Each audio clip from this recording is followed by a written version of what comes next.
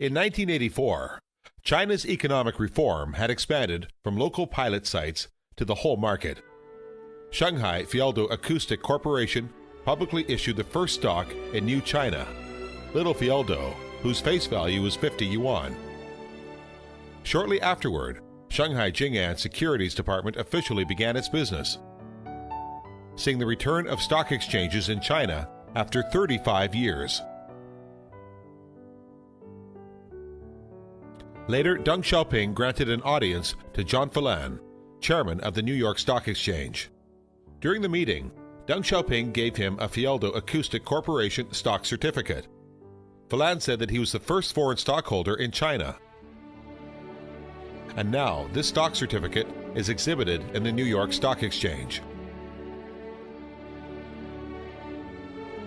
Since the launch of reform and opening, people's material lives improved beyond their original expectations, and household consumption has soared from hundreds to thousands. Young bachelors needed to prepare more money for their marriage than before. Since the old three treasures, a bike, a sewing machine, and a watch, had been replaced by the new three treasures of a television, a washing machine, and a refrigerator. People were so eager to rid poverty from their lives that it was very common to see people carrying a large washing machine on the street, which symbolized a proud declaration that their family was also better off. On the one hand, people were crazy in the wave of consumption. On the other hand, lots of goods were in short supply. This was the exciting scene of the Chinese economy in the 1980s.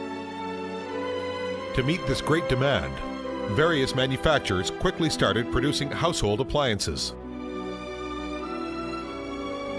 In October 1985, there was a special report in the American magazine Newsweek, which said a Chinese delegation is searching for second-hand equipment in Europe.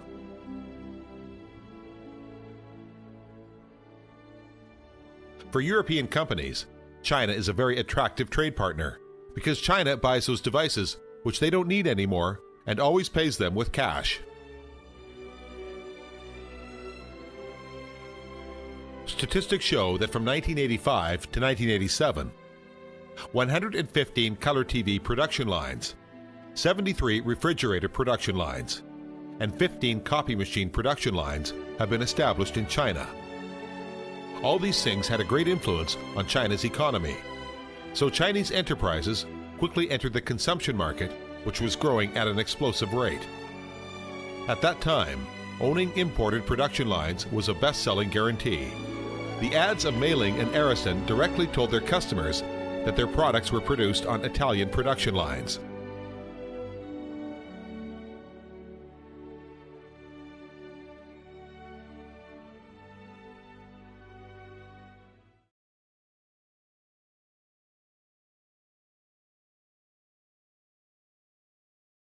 With the accelerated development of light industry, there were 15.15 million private enterprises in the market economy, with 80 million employees, and 330 billion yuan overall output, accounting for 20% of GDP. Due to the dramatic increase in the number of enterprises, the tension between demand and supply was increasing fiercely. So a number of state-owned enterprises were on the verge of bankruptcy. 今天上午，沈阳市政府召开新闻发布会，宣告沈阳市防爆器械厂从今天起破产倒闭。沈阳市工商行政管理局宣读了通告，并当场收缴了这个厂的营业执照和印章。 This was the first state-owned enterprise to declare bankruptcy since the implementation of the bankruptcy law in China. Japanese journalists said that the reform in Shenyang was more powerful than a Force 8 earthquake. It symbolized the end of the guaranteed employment. From 1984 to 1987, Chinese society was transforming from subsistence to moderate prosperity, and the per capita GDP was between 400 and 1,000 US dollars. At that time, China introduced the dual pricing system, which meant that an item had two different prices, which were the planned price and the market price. Since the planned price was much lower than the market price, the profits between the two prices gave birth to China's first group of new rich, who bought the items at the planned price and sold them at the market price. Everyone was devoted to earning money, and the economy developed with large strides. In 1988, after 3 years of growth, China's problems appeared in the macroeconomy again. All the negative aspects of the dual pricing system were exposed. 到了80年代的88年，连中央政府都会觉得这不行，所以决定要价格闯关。所谓价格闯关，就是并两轨为一轨。那么，当时邓小平也是讲了几次，说长痛不如短痛嘛。那么当时的国务院的主要领导就主导这一价格闯关一提出来，这边还没开始呢，老百姓就害怕了。We found some video materials about that period. 现在有些小道消息，什么物价要放开，什么工资要放开，是不是啊？但谁也解释不清，是不是啊？这个心呢都没有点底。2-3毛的上了8，要着这么一买菜，这有数的这钱，哎呦，往嘴里掏心去的那样。Reforming the pricing system was a risky move. On May 17th, the announcement of the program caused a nationwide wave of panic buying. The rich bought household appliances, while the poor hoarded daily necessities. All the goods in stores were sold out. In that case, the economic crisis occurred, and the Chinese government and people knew nothing about it. The failure of the 1988 price system reform was considered the biggest loss in the control of economy since the launch of reform and opening. This led to social unrest and economic downturn. This failure led China's leaders to have new thoughts about reform. And in the following years, they were brewing greater reforms.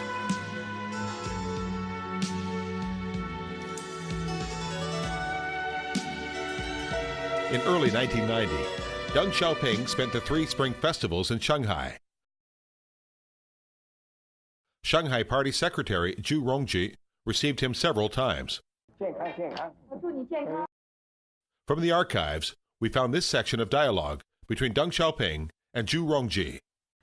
我们相信上海人民，他们相信上海人民有这个力量，憋了几十年了，这个自由机动的战场，一个自由机动的战场，可以学会画图画，怎么样画，怎么样画都可以，完全搞新的，这个比旧的改造要有引导。This conversation brought earth-shaking changes to Shanghai, a representative of industrial cities in the planned economy. We then knew that in Deng Xiaoping's blueprint, Guangdong was open for Hong Kong and Macau, Fujian and Xiamen for Taiwan, Hainan for Southeast Asia, and Pudong District in Shanghai for Pacific countries and even the whole world.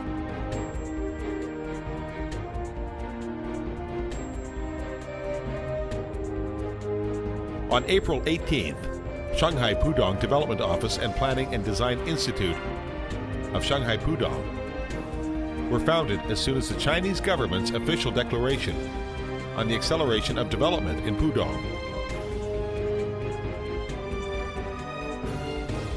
Pudong was actually open for the world. The proliferation of skyscrapers showed the speed and height of Shanghai's reform and opening. Fortune 500 companies and domestic and foreign financial institutions all began their business on this land. With the promotion of the 4 state-level development zones, Lujiazui Finance and Trade Zone, Waigaoqiao Free Trade Zone, Jinqiao Export Processing Zone, and Zhangjiang High-Tech Park, Shanghai, as the head of cities along the Yangtze River, regained its title of Great Shanghai.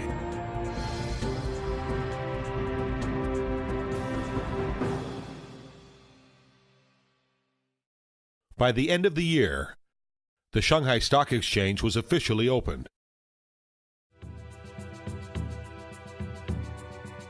Though only 8 stocks were available on the market. it still marked the beginning of China's stock market. From then on, China's stock market has continued to surprise everyone and giving birth to the story of wealth. Then, after the trial operation of the Shenzhen Stock Exchange, which has lasted for more than 6 months, it finally received the approval of the Central Committee. With the foundation of the Shanghai and Shenzhen Stock Exchanges, the planned economy era came to its final end.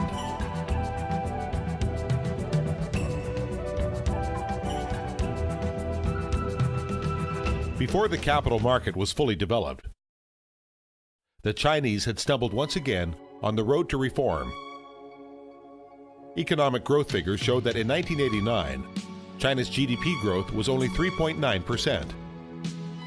In 1990, 5%. 1991, 7%. These 3 years were the most difficult period during the changing process. What lay ahead for reform?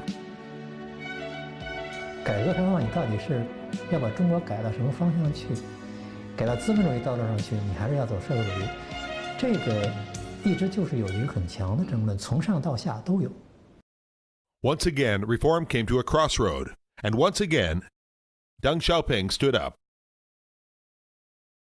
He went on to visit southern China in early 1992, during which he made many significant remarks and firmly assured the people. 中国的时候，只要不搞社会主义，不搞改革开放发展经济，逐步的改善人民生活，这个任何一条路都是死路。 At this point, Jiang Zemin, the CPC Central Committee General Secretary, stood out. He not only kept pace with Deng Xiaoping, but aspired to outpace him. His goal was to establish a socialist market economy. In his report to the 14th session of the People's Congress, the term socialist market economy was quite eye-catching.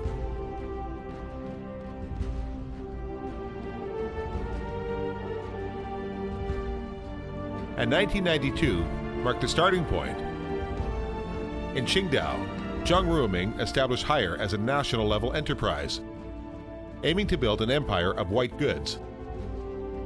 In Beijing, Liu Chengji founded Lenovo, launching China's first home computer brand, Lenovo OnePlus with advertising featuring the catchphrase, "What would the world be like without Lenovo?" soon sweeping all over China.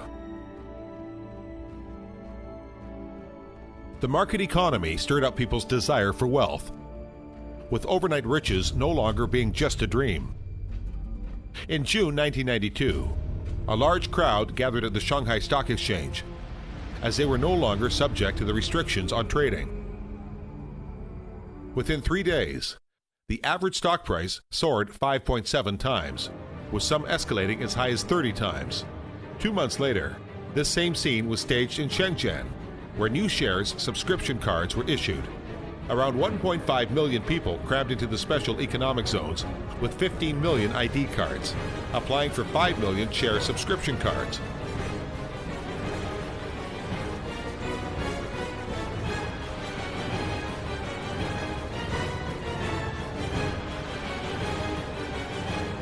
That August, Shenzhen was permeated with the odor of the sweat and people's hunger for wealth.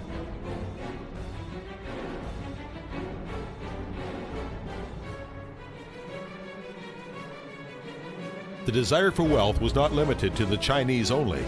Foreign businessmen also came to China in search of their fortune. In 1992, the contracted foreign investment reached $111.4 billion US, almost twice the level of the previous year. The heat of the real estate business soon had the whole nation on fire. According to China's National Bureau of Statistics, China invested about 9,000 billion yuan in construction in 1991, and that number expanded to 2.2 trillion yuan in 1992. And in the first 5 months of 1993, the country's fixed asset investment showed a growth of 69% over that of the last year. The market economy is like a thin pony, overdosed to dash forward while pulling a large cart.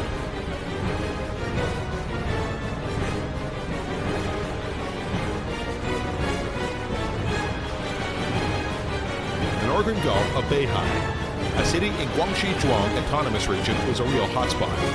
This small city of 10 million was home to 20 economic development zones and 1,200 real estate enterprises. Britain's Economist wrote this warning at the end of 1992. Sometime in 1993, China's booming economy will see the risk of overheating. The last time was in 1988, and China almost caught fire.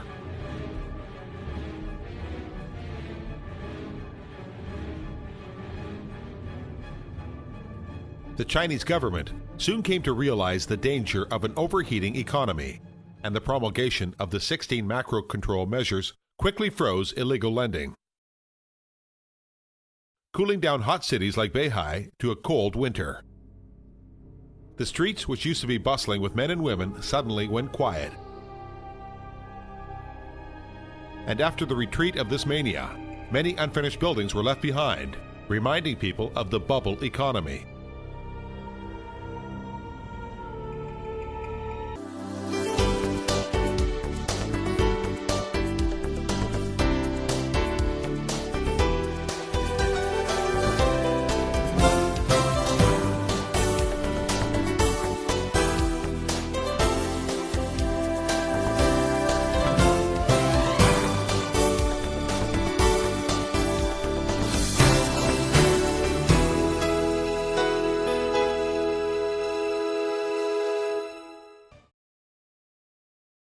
China had busted the housing bubble, but it increased its investment in infrastructure constructions. By adopting a variety of measures, China's economy achieved a soft landing from 1993 to 1996.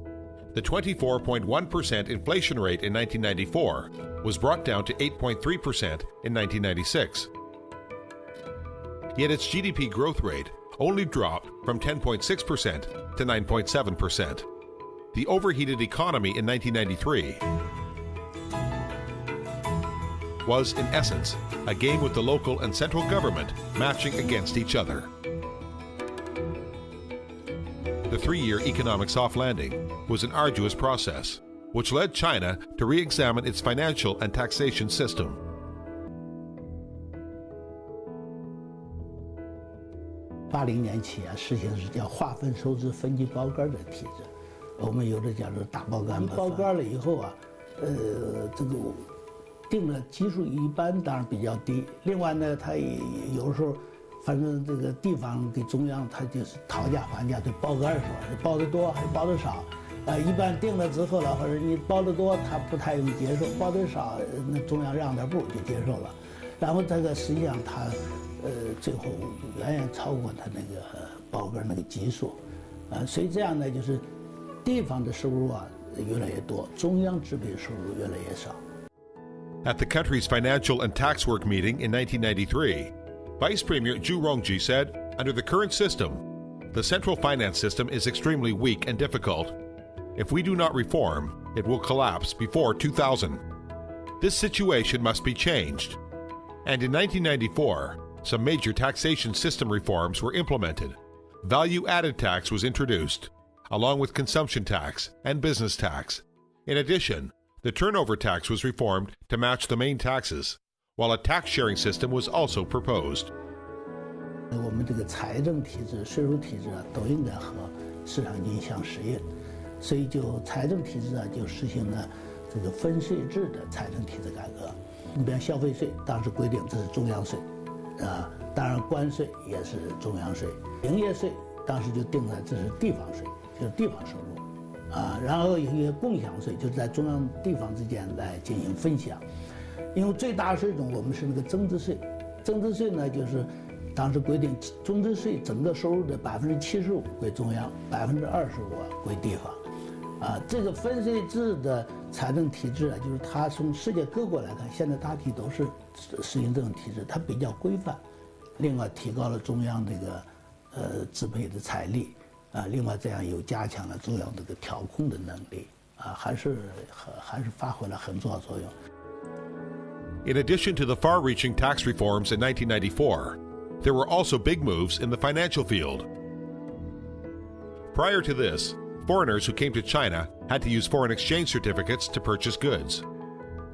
FECs, foreign exchange certificates, 外汇券，要用美金换成外汇券，然后外汇券再去用，那我们不能付人民币啊。The FECs could be called the financial tail, produced by the planned economy era. At the beginning of 1994, China chopped off this tail, announcing that no more foreign exchange certificates would be issued, and established the RMB and foreign currency exchange rates. This brought about a substantial devaluation of the yuan, hence the opening of its overseas markets. China became much more attractive to foreign investors, and with the rapid expansion of its exports, inexpensive made-in-China products soon became the world's best-selling items. An American housewife once wrote a book named A Year Without Made in China, one family's true life adventure in the global economy. And she found her life turned into a total mess 1 year later.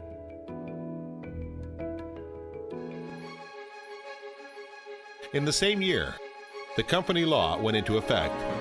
Those enterprises founded in 1984 have already gone through a decade. Haier became the world's 4th largest and China's largest white goods company. Lenovo sales reached a record high of 46 billion yuan, a number that is 20,000 times its founder's original expectations.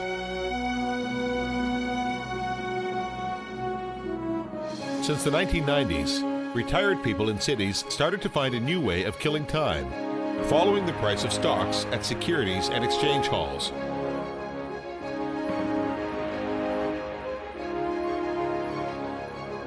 The gradually activated capital market in China offers a new approach for the state-owned enterprises financing.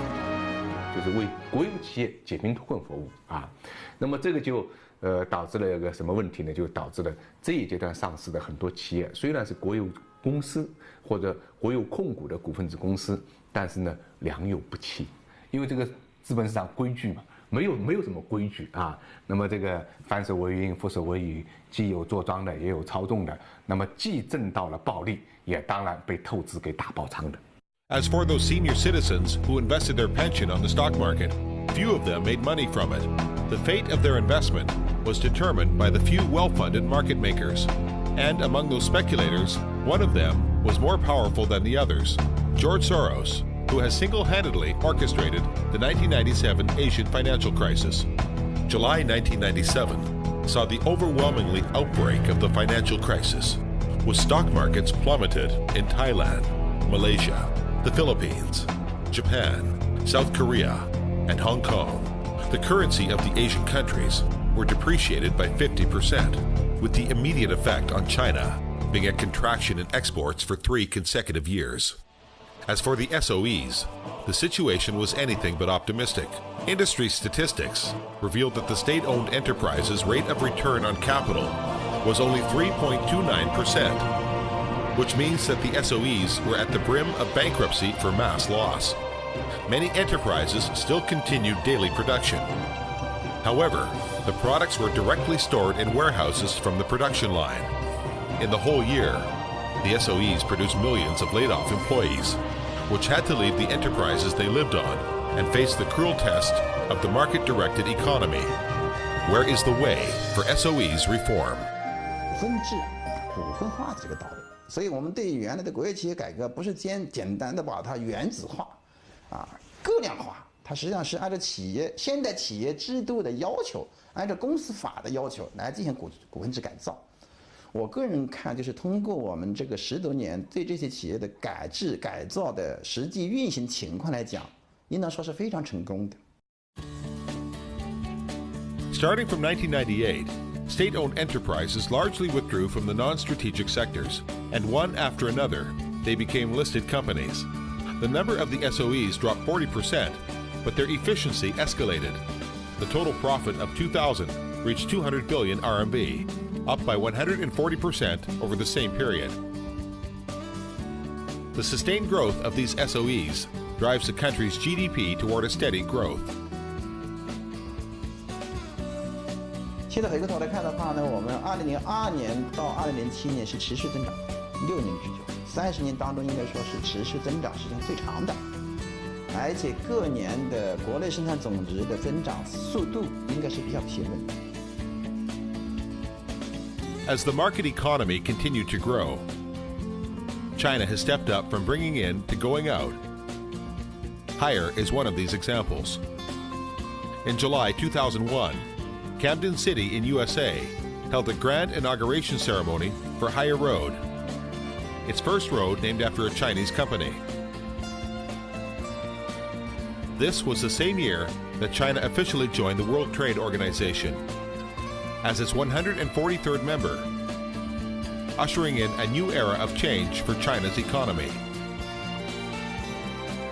中国这个市场化程度，我认为在入世以后的发展速度是非常快的。入世以后，2001年10月1日以后，无论是虚拟经济还是实体经济，无论是银行金融还是非银行金融，无论是制造工业还是农业无论是一般的生产领域还是流通领域，开放都是非常快的。In 2002, the State Development Planning Commission, whose predecessor was the State Planning Commission founded in 1952, was renamed the National Development and Reform Commission. These changes in the Bureau's name coincided with the nation's transition from a planned economy to a market economy, and every step of this transition was engraved on Chinese people's minds.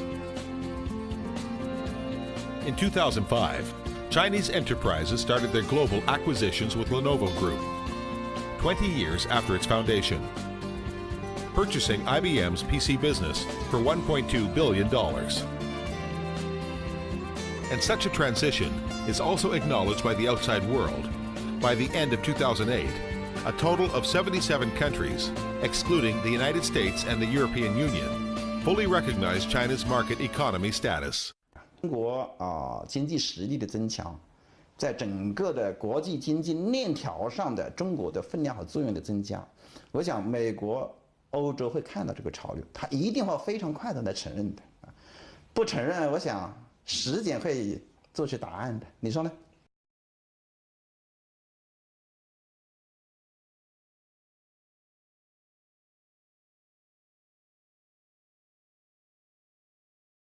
On August 8, 2008, the Beijing Olympic Games began with an awe-inspiring opening ceremony.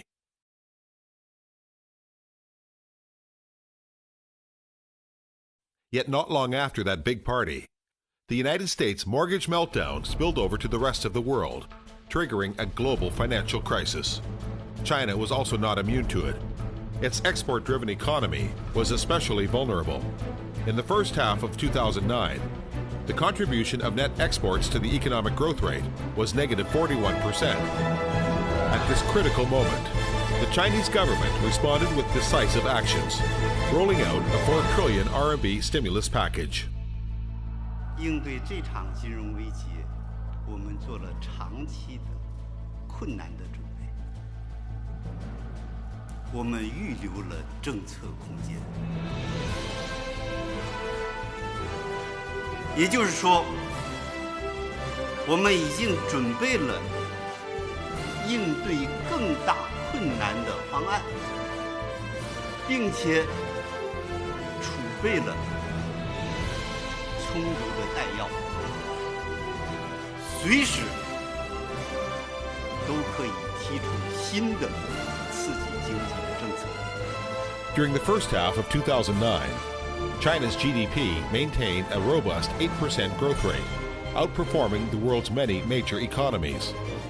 The unique Chinese market economy pattern was of great interest to the Western media and scholars alike.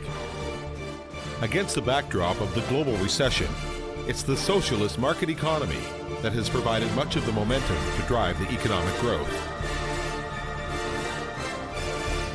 所以这是为什么中国这一次在金融危机当中产生的作用这么快，率先复苏的，而且带动全球复苏啊，也跟我们这个所有的模式啊，中国特色还是有一定的关系啊。China now is playing a greater role on the world stage, as in the case of this financial crisis. A role in which a growing economy is joined by growing responsibility. And China is seeking to have its voice being heard all over the world. On September 25, 2008, the Shenzhou 7 spaceship was successfully launched into outer space, carrying with it a song based on an ancient Chinese poem. 明月几时有？把酒问青天。 The lyrics express the same wish that could raise an echo hundreds of years ago, the wish for a better future and a better world.